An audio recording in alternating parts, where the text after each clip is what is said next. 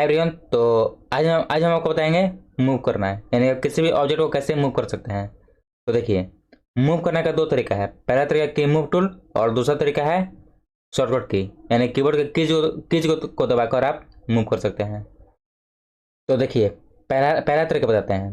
तो पहला तरीका है मूव टूल, यानी कि आप जो ये इतने सारे जो ये देख रहे हैं टूल, इसमें से जो तीसरे नंबर पर है ये है मूव टूल। जो जब आप यहाँ अपना कर्सर लाएंगे तो यहाँ लिखा आएगा मूव। इस पर आप क्लिक करें। जैसे आप क्लिक करेंगे तो देखिए यहाँ आपको तीन कलर दिखाई देंगे, रेड, ग्रीन और ब्लू। तो आप बोलिएगा ये तीन कलर क्या है। तो देखिए, ये जो रेड है ये है एक्स एक्सिस, ये जो ग्रीन है ये है वाई एक्सिस, और ये जो ब्लू है ये है जेड एक्सिस। यानी कि ये तीनों एक्सिस हैं।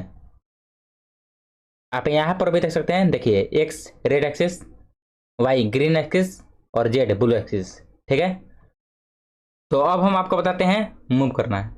तो देखिए, अगर आपको एक्स एक्सिस से मूव करना है तो आप माउस को कर्सर रेड पर लाएं और लेफ्ट क्लिक करें, तो ये देखिए मूव हो रहा है।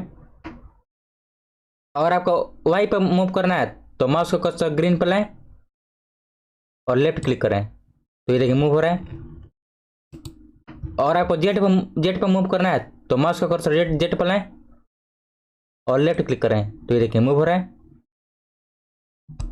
ठीक है, आगे समझ में। अब आते हैं दूसरा तरीका है, यानी कि शॉर्टकट की।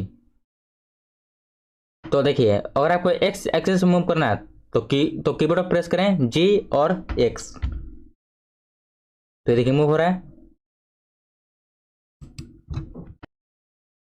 और अगर आपको वाई एक्सिस पर मूव करना है तो प्रेस करें जी और वाई, तो ये देखिए मूव हो रहा है। और अगर आपको जेड एक्सिस पर मूव करना है तो प्रेस करें जी और जेड, तो ये देखिए मूव हो रहा है। तो कैसा लगा वीडियो, कमेंट में बताएं और साथ में लाइक शेयर जरूर करें।